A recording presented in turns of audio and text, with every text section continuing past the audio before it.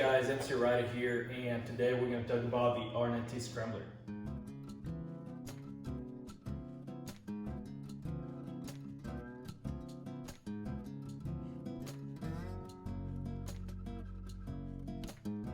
Alright, so I just wanted to address a couple of things about the NINE T Scrambler.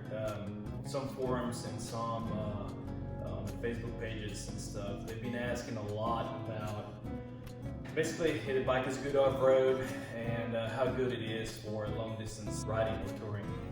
Well, here's the thing, this bike was not designed as an off-road bike. It also is not marketed as a touring bike. So yeah, can you take it off-road? Absolutely, but it's not going to be a good bike off-road. You can also take a Harley Davidson off-road. You can take S1000RR off-road. But in my opinion, I just don't think that that's the intended purpose for the bike. So it can be done, but I don't think that's the purpose for the bike. Just because you put knobby tires on a bike doesn't make it an off-road bike. So in my opinion, the design wasn't there for an off-road bike, although it was marketed, or it is marketed as Scrambler, hence the name. And back in the day, the Scrambler basically were street bikes that they take off-road, which I guess if that's what you want to do with this bike, by all means do it. Although in my opinion, there's better bikes for that. If you wanted to go off-road, if you want to take a bike off-road. A couple things why I don't think it's a good off-road bike. One is the geometry. The pegs and the handlebars, the way it's set up, it's definitely not for off-road. When you're standing up, the handlebars are too low. The position of the pegs is a little bit off. But can you take it off-road? Yeah, absolutely you can. It's just not gonna perform well. Also the suspension, as it comes from the factory, the suspension is really not good, especially for off-road. You definitely don't want to ride off-road with that suspension. It's not good at all. And even for regular street riding, the suspension is really not that great. Can you ride it, just regular street ride and stuff with suspension? Yeah, it's fine. It's gonna do okay, but it's really not good. I mean, one of the things that you can do when you get the bike, if you want to do any upgrades to it, or it's the suspension for sure. It's also, unfortunately, one of the most expensive upgrades you can do to it. That should have been one of the first things I did to the bike. Now, as far as long distance riding, touring, and stuff like that, well, the bike can handle long distance fine. The motor, the engine is good for long distance. This engine came from the old GS's, so yeah, it can handle long distance absolutely fine, like no problems at all. The question is, can you handle long distance on this bike?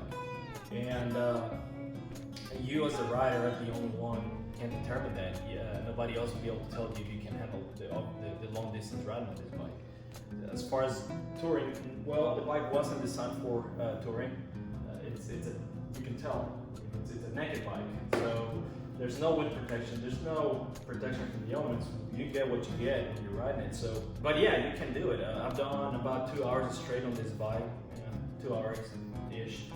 And I didn't have any issues, but I ride motorcycles daily, so where I'm conditioned to be riding, and I also ride 45 minutes almost on a daily basis. So it all depends on how conditioned you are to ride long distances on a cruiser, and then you have to take into account that this is not a cruiser. So how are you going to be able to handle this bike on long distances? So I think, in my opinion, that's all up to the rider.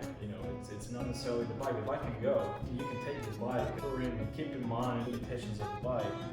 It's not a touring bike, so you will be exposed to the elements. You may or may not, depending on how you ride and the helmet you use, you may get some buffeting. I usually ride with earplugs when I go long distance like that, so wind noise and stuff doesn't bother me at all. So there are a couple of things that you have to consider. Also, the gear you're going to be wearing, and that's with any bike, and any type of riding. You have to be mindful of the gear that you're going to be using for riding. You have to keep that in mind too when you're riding a bike like this. Also, you're conditioned for that type of riding. Me personally, I don't have a problem with about 1.5 to 2 hours ride. I'm okay. After that, this bike is gonna make you stop because of the limitations of the tank. So you're gonna have to stop and refuel, and then you may be able to take a little break then, and then get on it, and then ride another 150 or 130 miles or something like that. In short, well, first of all, determine what type of riding you want to be doing. If you want to be doing more long distance highway riding, or if you want to be doing more off-road riding, or if you're just going to be commuting mostly.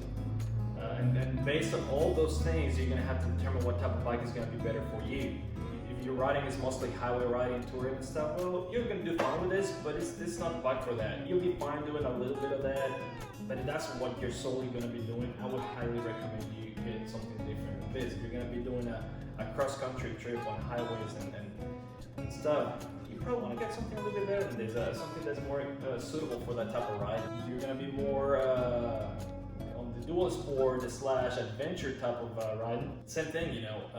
I recommend you going for an adventure bike or a dual sport. There's tons of options out there for that type of riding. You know, this bike is not necessarily it wasn't designed for adventure touring or adventure riding and stuff. You can take it, yeah, you'll be able to do it, but you're probably gonna thrash it. You're gonna trash it. But if that's what you want, I mean, that's fine. You know, it's your bike, so you can do whatever you want with it. And obviously, you know, there's a bunch of different modifications you can do to the bike to make it more touring friendly or more off-road friendly. There's been people that turn this bike into basically a dirt bike. Yeah, you have to change suspension, you have to change a couple of things. And when you change suspension, you make a longer suspension, you have to change the brake lines and all kinds of stuff. But can you do it? Absolutely, but you're basically building a new bike. As it comes from the dealership, yeah, you can take it off-road, but it's gonna suck off-road. You can go long distance, but it's gonna be pretty rough. Not that you can't do it. It's gonna do better on long distance riding and touring than it would do off-road. That's just my opinion. Now, how do I use this bike? Me personally, I commute on this thing. I go pretty much everywhere on this bike, and I think it's a great bike for that. I guess it depends also where you live. You know, keep in mind this is an air/oil cooled engine. So if you live in a city where there's a lot of traffic and it's hot most of the year, man, you may get the bike overheated, and that's also not good. You know, so it all depends on where you're at and where you live and what type of riding you're gonna be doing. You know, in short, get what's gonna put a smile on your face every time you get on. I mean, I don't know, any bike, whatever is gonna make you happy and it's gonna make you want to ride every day, that is the right bike for you. Even if you want to take this thing and you want to get this bike and take it off-road and that makes you happy, man, by all means go ahead and do it. Now keep in mind the maintenance is gonna be pretty tough on that, especially on your pockets, especially if you do that off-road stuff. But if that's gonna make you happy and you can afford it, man, screw it, man, do it. You know, but yeah. So that's it, guys. That's my 2 cents on this bike. And keep in mind, I love this thing. I love this bike so much that I want to keep it forever. I want to pass it on to my kids. That's it, my 2 cents on that subject. But again, do what you want, whatever makes you happy. If you want to take this thing off-road or you want to tour on this thing, go ahead, man. It's a great bike, and you're going to love it. I don't think you're going to love it as much as road, though. You probably better over something else. That's it. If you have any questions about anything about this bike or the mods or upgrades that I've done to the bike, yeah, let me know. I've had this bike for about almost 3 years and I have about 9,000 miles. So I'll be able to give you guys info about the bike, pros and cons, or things that I like, things that I don't like. Till then, guys, ride safe. See ya.